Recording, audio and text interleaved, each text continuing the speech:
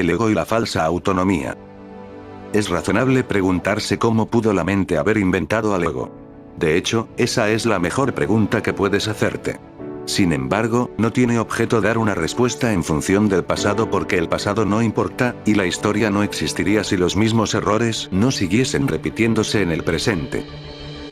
El pensamiento abstracto es pertinente al conocimiento porque el conocimiento es algo completamente impersonal, y para entenderlo no se necesita ningún ejemplo. La percepción, por otra parte, es siempre específica y, por lo tanto, concreta. Todo el mundo inventa un ego o un yo para sí mismo, el cual está sujeto a enormes variaciones debido a su inestabilidad. También inventa un ego para cada persona a la que percibe, el cual es igualmente variable. Su interacción es un proceso que los altera a ambos porque no fueron creados por el inalterable o mediante él. Es importante darse cuenta de que esta alteración ocurre con igual facilidad tanto si la interacción tiene lugar en la mente como si entraña proximidad física. Pensar acerca de otro ego es tan eficaz en el proceso de cambiar la percepción relativa como lo es la interacción física. No puede haber mejor ejemplo que este de que el ego es solamente una idea y no un hecho. Tu propio estado mental es un buen ejemplo de cómo fue inventado el ego. Cuando repudiaste el conocimiento fue como si jamás lo hubieses tenido. Esto es tan evidente que basta con que lo reconozcas para constatar que eso es lo que en realidad ocurre. Y si eso ocurre en el presente, ¿por qué habría de sorprenderte que hubiese ocurrido en el pasado? Asombrarnos ante lo inusual es una reacción comprensible, pero asombrarnos ante algo que ocurre con tanta frecuencia no lo es en absoluto. No olvides, no obstante, que la mente no tiene por qué operar así, aunque así es como opera ahora. Piensa en el amor que los animales sienten por sus crías y en la necesidad que sienten de protegerlas. Eso se debe a que las consideran parte de sí mismos. Nadie repudia lo que considera parte de sí mismo. La manera en que reaccionas ante tu ego es similar a cómo Dios reacciona ante sus creaciones con amor, con protección y con caridad. Tus reacciones ante el yo que inventaste no son sorprendentes. De hecho, son muy similares a la forma en que algún día reaccionarás ante tus creaciones reales, las cuales son tan eternas como tú. No es cuestión, por lo tanto, de cómo reaccionas ante el ego, sino de lo que crees ser. Creer es una función del ego, y mientras tu origen siga sujeto a interpretaciones, lo seguirás viendo desde el punto de vista del ego. Cuando el aprendizaje deje de ser necesario, simplemente conocerás a Dios. La creencia de que hay otra forma de percibir es la idea más sublime de que es capaz el pensamiento del ego. Ello se debe a que dicha idea reconoce, aunque sea mínimamente, que el ego no es el ser. Socavar el sistema de pensamiento del ego no puede sino percibirse como un proceso doloroso, aunque no hay nada que esté más lejos de la verdad. Los bebés gritan de rabia cuando se les quita un cuchillo o unas tijeras, a pesar de que, si no se hiciese, podrían lastimarse. En este sentido todavía eres un bebé. No tienes una idea clara de lo que es el verdadero instinto de conservación, y probablemente decidirás que necesitas precisamente lo que más daño te haría. Sin embargo, tanto si lo reconoces ahora como si no, has acordado cooperar en el empeño por llegar a ser inofensivo y servicial, atributos estos que son necesariamente inseparables. Incluso las actitudes que tienes a ese respecto son necesariamente conflictivas, puesto que todas las actitudes están basadas en el ego. Esto, sin embargo, no perdurará. Ten paciencia mientras tanto, y recuerda que el desenlace es tan seguro como Dios. Solo aquellos que tienen una sensación real y duradera de abundancia pueden ser verdaderamente caritativos. Esto resulta obvio cuando consideras lo que realmente quiere decir ser caritativo. Para el ego, dar cualquier cosa significa tener que privarse de ella. Cuando asocias el acto de dar con el sacrificio, das solamente porque crees que de alguna forma vas a obtener algo mejor, y puedes, por lo tanto, prescindir de la cosa que das. Dar para obtener es una ley ineludible del ego, que siempre se evalúa a sí mismo en función de otros egos. Por lo tanto, está siempre obsesionado con la idea de la escasez, que es la creencia que le dio origen. Su percepción de otros egos como entes reales no es más que un intento de convencerse a sí mismo de que él es real. El amor propio, desde el punto de vista del ego, no significa otra cosa que el ego se ha engañado a sí mismo creyendo que es real, y, por lo tanto, está temporalmente menos inclinado a saquear. Ese amor propio es siempre vulnerable a la tensión, término este que se refiere a cualquier cosa que él perciba como una amenaza a su existencia. El ego vive literalmente a base de comparaciones. La igualdad es algo que está más allá de lo que puede entender y, por lo tanto, le es imposible ser caritativo. Lo que el ego da nunca emana de una sensación de abundancia porque él fue engendrado precisamente como un sustituto de esta. Por eso es por lo que el concepto de obtener surgió en su sistema de pensamiento. Los apetitos son mecanismos para obtener que representan la necesidad del ego de ratificarse a sí mismo. Esto es cierto tanto en el caso de los apetitos corporales como en el de las llamadas necesidades más elevadas del ego. El origen de los apetitos corporales no es físico. El ego considera al cuerpo como su hogar, y trata de satisfacerse a sí mismo a través de él. Pero la idea de que eso es posible es una decisión de la mente, que está completamente confundida acerca de lo que realmente es posible. El ego cree que tiene que valerse por sí mismo para todo, lo cual no es más que otra forma de describir cómo cree que él mismo se originó. Es este un estado de tanto temor que lo único que puede hacer es dirigirse a otros egos y tratar de unirse a ellos en un débil intento de identificarse con ellos, o atacarlos en una demostración, igualmente débil, de fuerza. No es libre, no obstante, de poner en tela de juicio la premisa que da lugar a todo eso, pues esa premisa es su base. El ego es la creencia de la mente según la cual tiene que valerse completamente por sí misma. Los incesantes esfuerzos del ego por ganar el reconocimiento del espíritu y establecer así su propia existencia, son inútiles. El espíritu en su conocimiento no es consciente del ego. No lo ataca, simplemente no lo puede concebir en absoluto. Aunque el ego tampoco se percata del espíritu, se percibe a sí mismo rechazado por algo más grande que él. Por eso es por lo que el amor propio, tal como el ego lo concibe, no puede por menos que ser ilusorio. Las creaciones de Dios no crean mitos, si bien el esfuerzo creativo se puede transformar en mitología. Esto puede suceder, sin embargo, solo bajo una condición: lo que fabrica deja de ser creativo. Los mitos pertenecen exclusivamente al ámbito de la percepción, y las formas que adoptan son tan ambiguas y su naturaleza está tan marcada por la dicotomía entre el bien y el mal, que ni siquiera el más benévolo de ellos está exento de connotaciones aterradoras. Los mitos y la magia están íntimamente relacionados, ya que los mitos generalmente tienen que ver con el origen del ego, y la magia, con los poderes que el ego se atribuye a sí mismo. Los sistemas mitológicos incluyen, por lo general, alguna descripción de la creación, y la conectan con su forma particular de magia. La llamada lucha por la supervivencia no es más que la lucha del ego por prolongar su propia existencia, así como la interpretación que ha hecho con respecto a su comienzo. Este comienzo casi siempre se asocia con el nacimiento físico, ya que resulta difícil sostener que el ego existía antes de ese momento. Los más religiosos de los mitos basados en el ego, puede que postulen que el alma existía antes y que seguirá existiendo después de un lapso temporal de vida en el ego. Algunos postulan incluso que el alma será castigada por este lapso.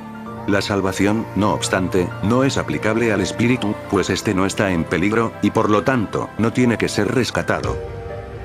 La salvación no es otra cosa que mentalidad recta, que aunque no es la mentalidad uno del Espíritu Santo, se debe alcanzar antes de que la mentalidad uno pueda ser reinstaurada. La mentalidad recta conduce automáticamente al siguiente paso, ya que la percepción correcta está completamente exenta de cualquier forma de ataque, por lo tanto, la mentalidad errada desaparece. El ego no puede sobrevivir sin hacer juicios, y, por consiguiente, se le abandona. La mente tiene entonces una sola dirección por la que avanzar. La dirección que sigue es siempre automática, pues no puede sino acatar los dictados del sistema de pensamiento al que se adhiere. No se puede hacer demasiado hincapié en el hecho de que corregir la percepción es simplemente un expediente temporal.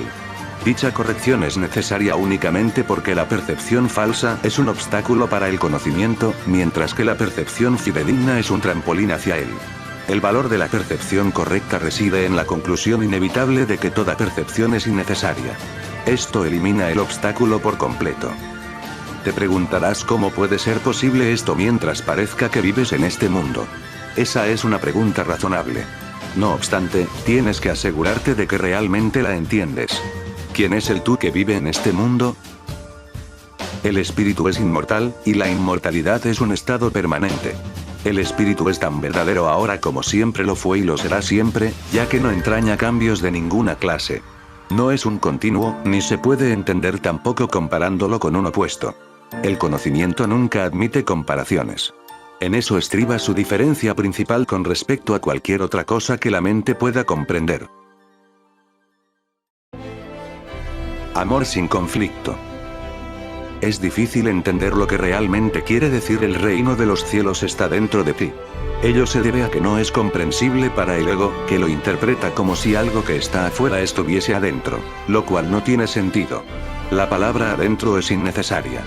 Tú eres el reino de los cielos. ¿Qué otra cosa sino a ti creó el Creador?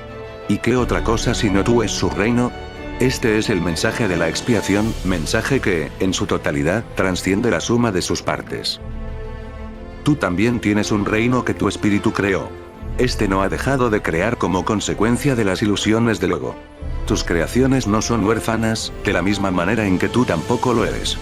Tu ego y tu espíritu nunca serán co-creadores, pero tu espíritu y tu creador lo serán siempre. Ten por seguro que tus creaciones están tan a salvo como tú. El reino está perfectamente unido y perfectamente protegido, y el ego no prevalecerá contra él. Estos vídeos se han creado en forma de oración porque así puede serte más útil en momentos de tentación. Es una declaración de independencia. La encontrarás muy provechosa si la entiendes cabalmente. El que necesites mi ayuda se debe a que has negado a tu propio guía, y, por consiguiente, necesitas ser guiado. Mi papel consiste en separar lo falso de lo verdadero, para que la verdad pueda traspasar las barreras que el ego ha erigido y así brillar en tu mente. El ego no puede imperar en contra de nuestra fuerza conjunta. Es seguro que a estas alturas resulta evidente por qué el ego considera que el espíritu es su enemigo.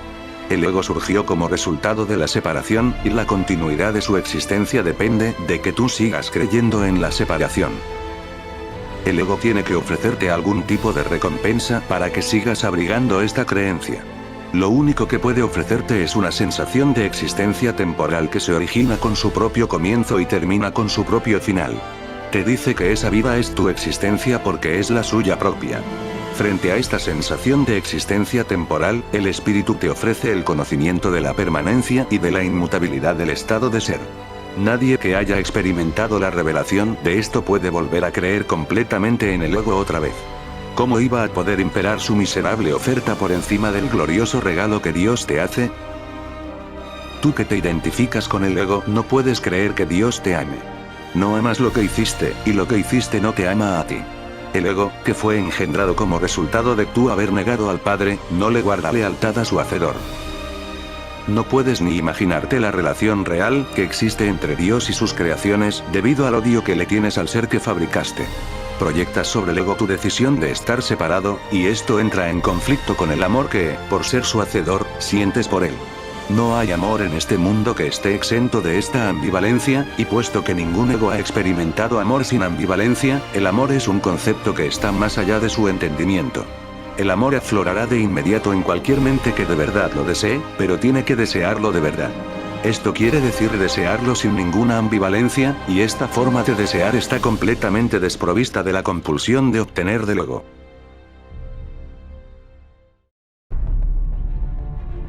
Existe una clase de experiencia tan diferente de todo lo que el ego pudiera ofrecerte que nunca más querrás volver a encubrirla o ocultarla.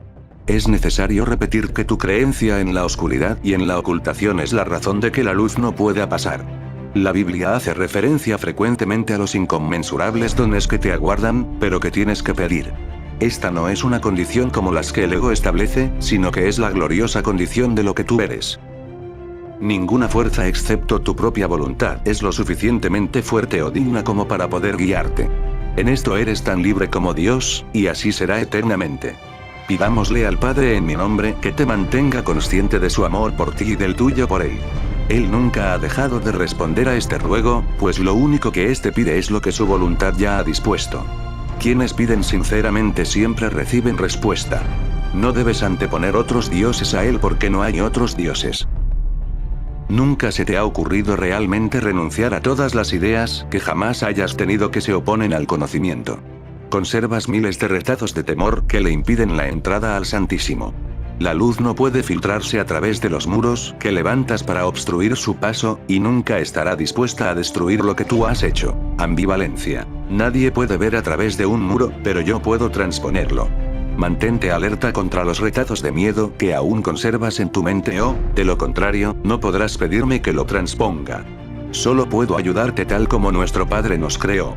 Te amaré, te honraré y respetaré absolutamente lo que has hecho, pero no lo apoyaré a menos que sea verdad. Nunca te abandonaré tal como Dios tampoco te abandonará, pero tengo que esperar, mientras tú continúes eligiendo abandonarte a ti mismo. Debido a que espero con amor y no con impaciencia, es indudable que me pedirás con sinceridad que lo transponga. Vendré en respuesta a toda llamada inequívoca. Examina detenidamente qué es lo que estás realmente pidiendo. Sé muy honesto contigo mismo al respecto, pues no debemos ocultarnos nada el uno al otro. Si realmente tratas de hacer esto, habrás dado el primer paso en el proceso de preparar a tu mente a fin de que el Santísimo pueda entrar en ella. Nos prepararemos para ello juntos, pues una vez que Él haya llegado, estarás listo para ayudarme a preparar otras mentes a que estén listas para Él. ¿Hasta cuándo vas a seguir negándole su reino? En tu propia mente, aunque negada por el ego, se encuentra la declaración que te hará libre. Dios te ha dado todo. Este simple hecho significa que el ego no existe, y esto le atemoriza mortalmente. En el lenguaje del ego, tener y ser significan dos cosas distintas, si bien para el Espíritu Santo son exactamente lo mismo. El Espíritu Santo sabe que lo tienes todo y que lo eres todo. Cualquier distinción al respecto es significativa solamente cuando la idea de obtener, que implica carencia, ha sido previamente aceptada. Por eso es por lo que no hacemos ninguna distinción entre tener el reino de Dios y ser el reino de Dios. Al sereno ser del reino de Dios, del que eres perfectamente consciente cuando estás en tu sano juicio, se le expulsa sin miramientos de aquella parte de la mente que el ego rige. El ego está desesperado porque se enfrenta a un contrincante literalmente invencible, tanto si estás dormido como si estás despierto. Observa cuánta vigilancia has estado dispuesto a ejercer para proteger a tu ego, y cuán poca para proteger a tu mente recta. ¿Quién, sino un loco, se empeñaría en creer lo que no es cierto, y en defender después esa creencia a expensas de la verdad?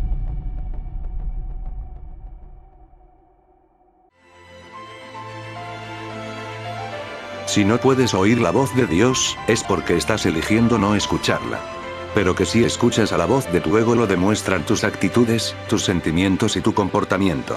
No obstante, eso es lo que quieres. Eso es por lo que luchas y lo que procuras proteger manteniéndote alerta. Tu mente está repleta de estratagemas para hacer quedar bien al ego, pero no buscas la faz de Cristo. El espejo en el que el ego trata de ver su rostro es ciertamente tenebroso. ¿De qué otra manera, sino con espejos, podría seguir manteniendo la falsedad de su existencia? Con todo, donde buscas para encontrarte a ti mismo depende de ti. He dicho que no puedes cambiar de mentalidad modificando tu conducta, mas he dicho también, y en muchas ocasiones, que puedes cambiar de mentalidad. Cuando tu estado de ánimo te diga que has elegido equivocadamente, y esto es así siempre que no te sientes contento, reconoce entonces que ello no tiene por qué ser así. En cada caso, has pensado mal acerca de algún hermano que Dios creó, y estás percibiendo imágenes que tu ego forja en un espejo tenebroso. Examina honestamente qué es lo que has pensado que Dios no habría pensado, y qué no has pensado que Dios habría querido que pensases. Examina honestamente tanto lo que has hecho como lo que has dejado sin hacer, y cambia entonces de mentalidad para que así puedas pensar con la mente de Dios. Esto puede parecer difícil, pero es mucho más fácil que intentar pensar al revés de cómo piensa Él. Tu mente y la de Dios son una. Negar esto y pensar de otra manera ha conservado a tu ego intacto, pero ha dividido literalmente a tu mente. Como hermano que te ama, tu mente es de suma importancia para mí, y te exhorto a seguir mi ejemplo cuando te contemples a ti mismo y cuando contemples a tu hermano, y a que veas en ambos las gloriosas creaciones de un Padre glorioso. Cuando te sientas triste, reconoce que eso no tiene por qué ser así. Las depresiones proceden de una sensación de que careces de algo que deseas y no tienes. Recuerda que no careces de nada, excepto si así lo decides, y decide entonces de otra manera. Cuando sientas ansiedad, date cuenta de que la ansiedad procede de los caprichos del ego. Reconoce que eso no tiene por qué ser así. Puedes estar tan alerta contra los dictados del ego como en su favor. Cuando te sientas culpable, recuerda que el ego ciertamente ha violado las leyes de Dios, pero tú no. Los pecados del ego déjamelos a mí. Ese es el propósito de la expiación. Pero hasta que no cambies de parecer con respecto a aquellos a quienes tu ego ha herido, la expiación no podrá liberarte. Si te sigues sintiendo culpable es porque tu ego sigue al mando, ya que solo el ego puede experimentar culpabilidad. Eso no tiene por qué ser así. Vigila tu mente contra las tentaciones del ego, y no te dejes engañar por él. No tiene nada que ofrecerte. Cuando hayas abandonado ese desánimo voluntario, verás cómo tu mente puede concentrarse, trascender toda fatiga y sanar. No obstante, no te mantienes lo suficientemente alerta contra las exigencias del ego como para poder librarte de ellas. Eso no tiene por qué ser así. El hábito de colaborar con Dios y sus creaciones se adquiere fácilmente si te niegas diligentemente a dejar que tu mente divague. No se trata de un problema de falta de concentración, sino de la creencia de que nadie, incluido tú, es digno de un esfuerzo continuo. Ponte de mi parte sistemáticamente contra este engaño, y no permitas que esa desafortunada creencia te retrase. Los descorazonados no pueden ayudarse a sí mismos ni me pueden ayudar a mí. Sin embargo, solo el ego puede sentirse descorazonado. ¿Te has detenido a pensar seriamente en las muchas oportunidades que has tenido de regocijarte y en cuántas has dejado pasar? El poder de un hijo de Dios es ilimitado, pero él puede restringir la expresión de su poder tanto como quiera. Tu mente y la mía pueden unirse para desvanecer con su luz a tu ego, liberando la fuerza de Dios para que reverbere en todo lo que hagas o pienses. No te conformes con menos, y niégate a aceptar como tu objetivo nada que no sea eso. Vigila tu mente con sumo cuidado contra cualquier creencia que se interponga en el logro de tu objetivo, y recházala. Juzga por tus sentimientos cuán bien has hecho esto, pues ese es el único uso acertado del juicio. Los juicios, al igual que cualquier otra defensa, se pueden utilizar para atacar o para proteger, para herir o para sanar. Al ego se le debe llevar a juicio y allí declararlo inexistente. Sin tu lealtad, protección y amor, el ego no puede existir. Deja que sea juzgado imparcialmente y no podrás por menos que retirarle tu lealtad, tu protección y tu amor. Eres un espejo de la verdad, en el que Dios mismo brilla en perfecta luz. Al tenebroso espejo del ego no tienes sino que decirle, no voy a mirar ahí porque sé que esas imágenes no son verdad. Deja entonces que el Santísimo brille sobre ti en paz, sabiendo que así y solo así es como debe ser. Su mente resplandeció sobre ti en tu creación y le dio existencia a tu mente. Su mente resplandece todavía sobre ti y no puede sino resplandecer a través de ti. Tu ego no puede impedir que Dios resplandezca sobre ti, pero sí puede impedirte que le dejes resplandecer a través de ti. El primer advenimiento de Cristo no es más que otro nombre para la creación, pues Cristo es el Hijo de Dios. El segundo advenimiento de Cristo no significa otra cosa que el fin del dominio del ego y la curación de la mente. Al igual que tú, fui creado en el primero, y te he llamado para que te unas a mí en el segundo. Estoy a cargo del segundo advenimiento, mi juicio, que se usa solamente como protección, no puede ser erróneo porque nunca ataca. El tuyo puede estar tan distorsionado que hasta creas que me equivoqué al escogerte. Te aseguro que eso es un error de tu ego. No lo confundas con humildad. Tu ego está tratando de convencerte de que él es real y de que yo no lo soy, ya que si yo soy real, no puedo ser más real que tú. Ese conocimiento, y te aseguro yo que es conocimiento, significa que Cristo ha venido a tu mente y la ha sanado. Yo no ataco a tu ego. Trato con tu mente superior, la morada del Espíritu Santo, tanto si estás dormido como si estás despierto, al igual como tu ego trata con tu mente inferior, que es su hogar. Me mantengo alerta por ti con respecto a esto porque tú estás tan confundido que te resulta imposible reconocer tu propia esperanza. No estoy equivocado. Tu mente optará por unirse a la mía, y juntos somos invencibles. Tú y tu hermano os uniréis finalmente en mi nombre, y vuestra cordura os será restaurada. Resucité a los muertos porque sabía que la vida era un atributo eterno de todo lo que el Dios viviente creó. ¿Por qué crees que habría de ser más difícil para mí inspirar a los desanimados o estabilizar lo inestable? Yo no creo que haya grados de dificultad en los milagros. Tú sí. Te he llamado y tú responderás. Yo comprendo que los milagros son acontecimientos naturales porque son expresiones de amor. El que yo te llame es tan natural como el que tú me respondas, e igualmente inevitable. Así sea.